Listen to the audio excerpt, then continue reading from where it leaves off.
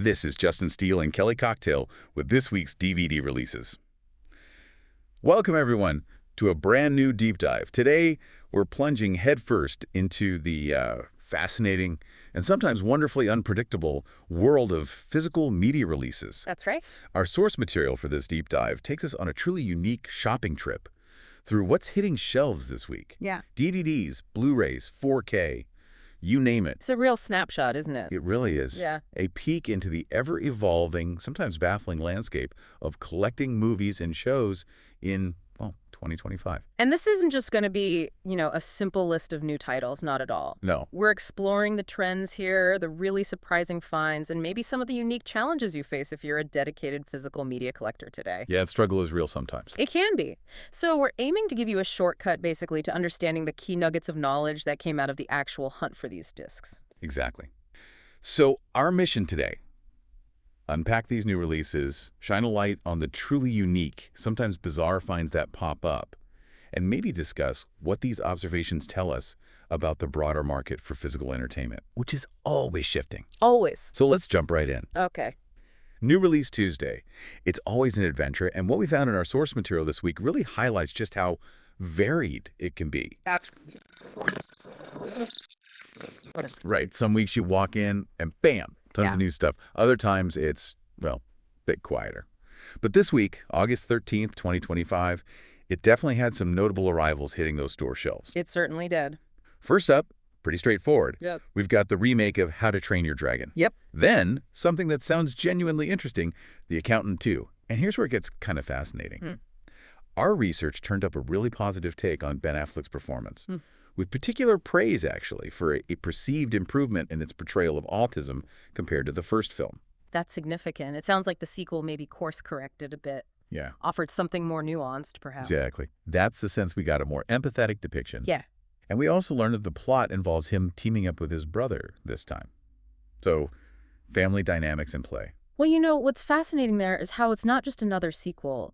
It seems to reflect maybe evolving sensibilities in filmmaking. Oh, so? Well, the notes we saw suggested this improvement wasn't just about fixing past mistakes. It hinted at a conscious effort, within mainstream movies, to handle complex character representation with more accuracy, more sensitivity. Ah, okay. That's a great point. And that's a pretty valuable nugget of knowledge if you're tracking cultural trends in media, right? Absolutely. Okay, also generating some buzz. Casper getting a 4K release. The Friendly Ghost. Indeed. There's some chatter, apparently, about whether this is its first time on Steelbook or maybe even its first time on 4K at all. And it's also making a return to theaters, which is pretty cool for the fans. Nice bit of nostalgia there. Totally. For the TV buffs, 1923, the complete second season is out. Standard Yellowstone universe stuff. Right. And then there's this curious one, Shudder's Dark Match with Chris Jericho. Oh, interesting. Jericho. Yeah. This is a new release, but surprisingly only available on DVD. Only DVD in 2025. I know, right? And the collector's notes we looked at showed genuine surprise, like just randomly stumbling upon it in a store. Yeah. Not expected at all. See, that's the thing. Those unexpected finds really make the hunt worthwhile, don't they? They really do. And those kinds of retail discoveries, they just underscore the sheer unpredictability of physical media collecting. It's not just about what's advertised online or in flyers. Definitely not. It's about what bizarre, rare items you might just uncover. Like, for instance, finding the Rumpelstiltskin Collector's Edition from TerraVision. Okay, TerraVision. That sounds neat. Oh, it is. Extremely. For anyone who doesn't know, TerraVision is this label, kind of notorious, really, for producing these super limited runs of obscure cult films, often with this unique, almost bizarre aesthetic. Wow. So finding that particular collector's edition just sort of tucked away in a Walmart, the source emphasized it was an absolute shock. I bet. A true diamond in the rough, then. And speaking of just random finds, imagine walking into the new release section, right? Expecting the latest blockbusters and spotting an unexpected Jurassic Croc, Deep Sea Mutant Snake, 3-movie set. Wait, what? Jurassic Croc? I know. Apparently an older, very random title, just inexplicably placed right there with the fresh arrivals. That's amazing. That just goes to show you the hunt is truly on every Tuesday. You never know what you'll find. Whatever. And these unique discoveries, they really highlight a distinct appeal of collecting, I think. It goes way beyond just getting the latest titles. Yeah, it's about the story, the find itself. Exactly. It's the unexpected, the peculiar, the sheer satisfaction of uncovering something genuinely rare. Okay, so shifting gears a bit from just what's releasing, let's talk about the actual Shambio, the shopping trip experience itself. Yes, the Shambio. Our deep dive into the source material really brought some of the common frustrations collectors face to light. Think about it. You walk into a store, all excited for Tuesday, Yep, been there. and there are just empty spots where the new movies should be.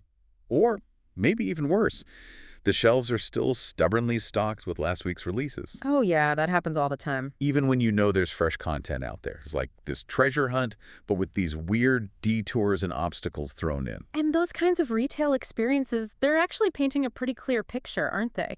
They connect directly to this whole physical media comeback people are talking about. How so? Well, our notes specifically highlighted that people are buying more physical stuff again, and that you're seeing a lot more articles about it. It's becoming a narrative. Right, it does feel like there's more buzz lately. And this resurgence seems to be causing some interesting ripples. Like, for example, there's this strong prediction that Freakier Friday, the original Lindsay Lohan, Jamie Lee Curtis one. Oh yeah, the Disney Movie Club exclusive. Hard to get. Exactly, which was previously only available via the now defunct Disney Movie Club. The prediction is it's very likely to get re-released, maybe on Blu-ray or even 4K, because of this renewed demand. That makes total sense. Yeah. Studios recognizing the value again. It seems like it. It tells us they're realizing these tangible assets still hold value, which raises questions. What does that mean for the long-term future of collecting? Good question. And that would be a huge win for collectors who missed out the first time. Definitely. So beyond the discs themselves, the shopping trips revealed other kind of fascinating details. The source material mentioned seeing Halloween merchandise already appearing in stores. Already. It's August. I know. Always a bit jarring, but also a fun sign of the seasons changing, I guess. And of course, there's the consistent ritual, checking the $1, $3, and $5 bins. The sacred bins. Absolutely. Looking for those unexpected treasures. That's a true collector's ritual, right? Often yields some surprising finds. Oh, totally. Those bargain bins really capture that thrill of the hunt you mentioned earlier. It's not always about spending big bucks. Sometimes it's just about the discovery itself. Exactly. The collector's notes also detailed some observations about collectible figures. Apparently there's a prevalence of Adam Strange figures, just Everywhere? Adam Strange. yeah, like shelf warmers. While specific Platinum Edition figures, like, say, the Hawk Girl or a Superman with an Alfred E. Newman head, which sounds amazing, by the way, remain incredibly difficult to track down. So it's a similar scarcity game, just like with rare movie editions? Interesting. It really is. And then there's this truly peculiar store decision our source noted, locking up items like socks and underwear. Wait, locking up socks? Yes. But apparently not locking up other potentially more expensive products nearby. It just seemed illogical. What kind of logic is that? Baffling. Right. It definitely makes you wonder about retail security priorities, or maybe just a lack of a clear strategy. It highlights some of the unique, sometimes absurd quirks collectors encounter out there. Totally. Our source also detailed exploring a dead mall, the Hemet Valley Mall, described as very small, unique stores. Oh, I love exploring those kinds of places. Yeah, apparently it had this nostalgic, almost eerie throwback vibe. It was even compared to the mall in the Reno 911 movie. I can picture that. And speaking of dedication, get this. The source mentioned getting unexpectedly lost on one of these hunts, losing GPS signal, and having to rely on the phone's SOS mode just to get directions back. Wow, that's commitment. Isn't it? It really showcases the level of, well, dedication involved in this physical media hunt sometimes. That kind of story is a real testament to the passion driving these collectors, It's clearly not just a casual shopping trip for them. It's more like an immersive experience, almost an adventure. Something digital acquisition just can't replicate. Precisely. Okay, so let's unpack this a bit more. Let's dive into some detailed insights on a few of the week's key releases and maybe some interesting finds that really stood out in our research. Sounds good.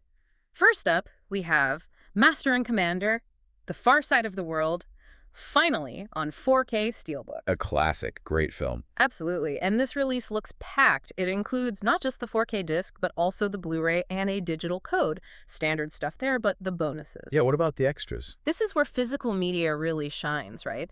It offers deleted scenes, a historical and geographical trivia track, which seems perfect for that film, and even a pop-up map feature. A pop-up map. That's cool. Isn't it? A fantastic touch for such a detailed, immersive movie.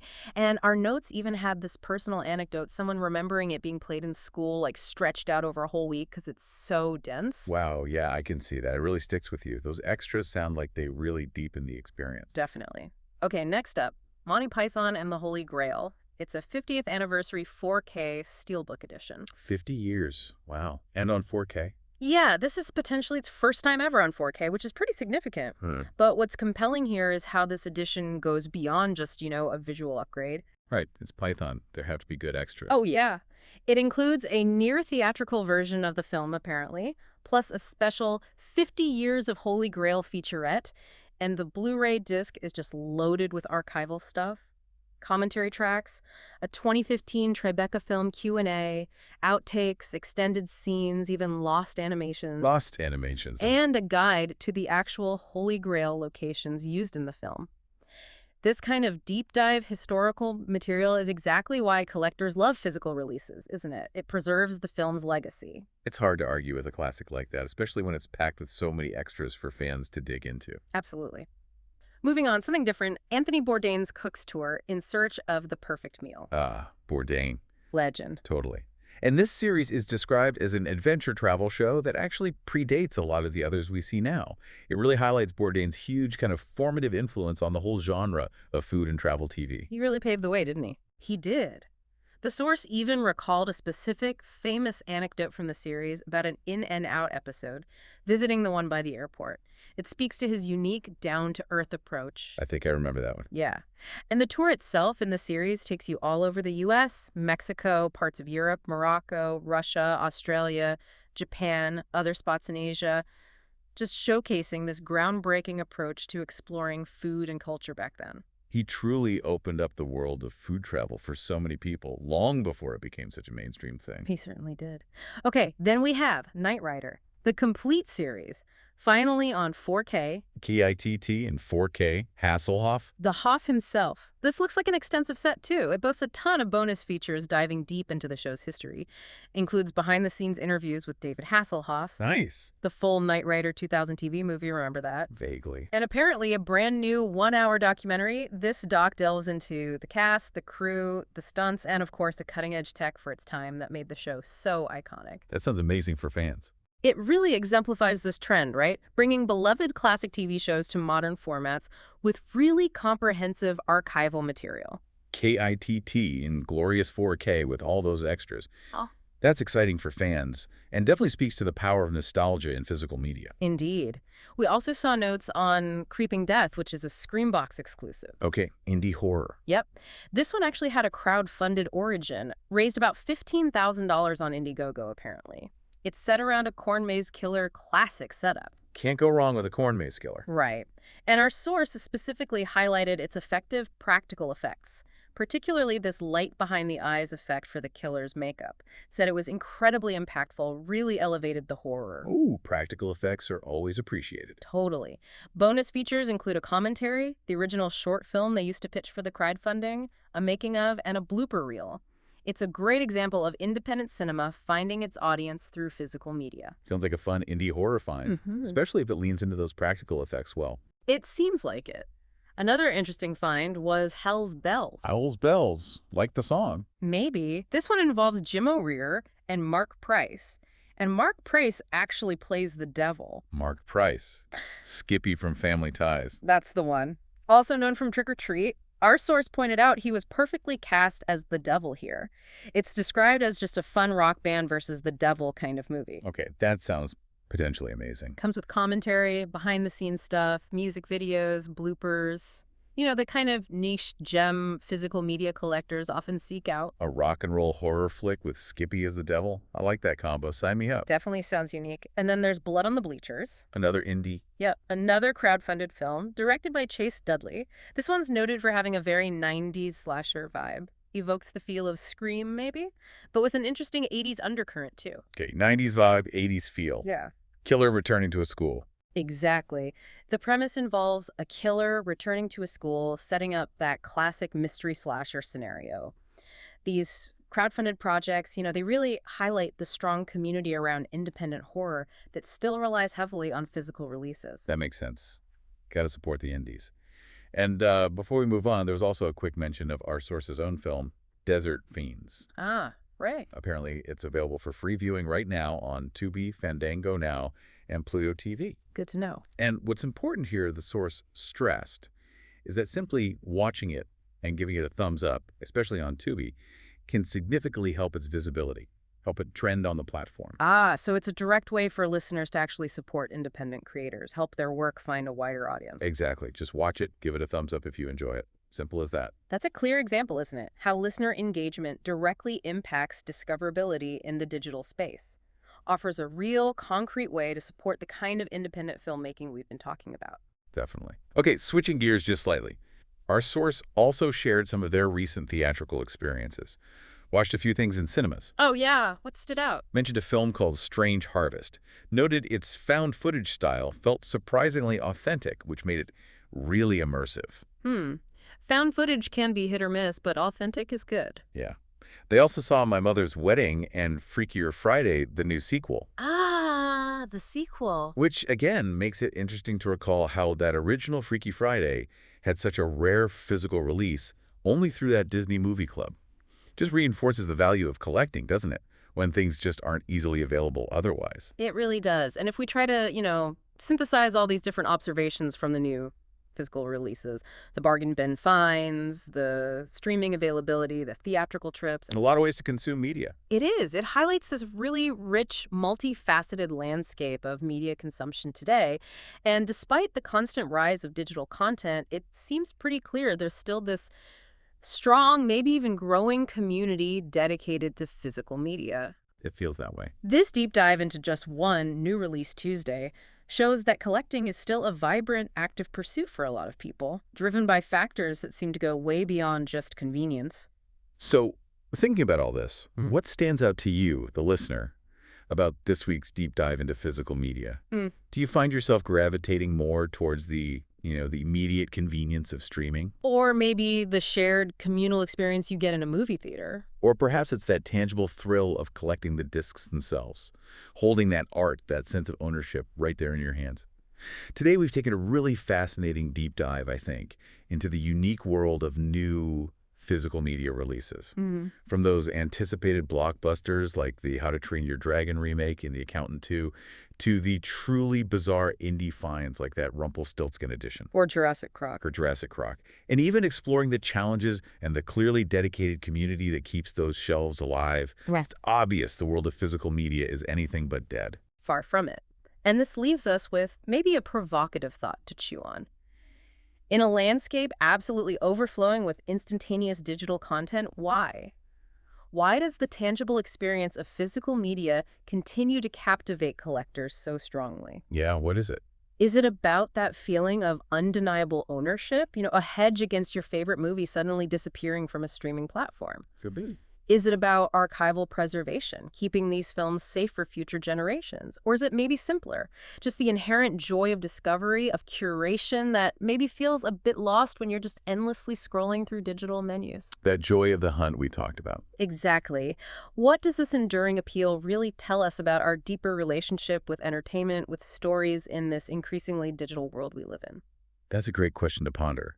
We hope this deep dive encourages you to consider your own relationship with collecting, or just consuming media in general, and maybe think about how it might evolve in this ever-changing landscape.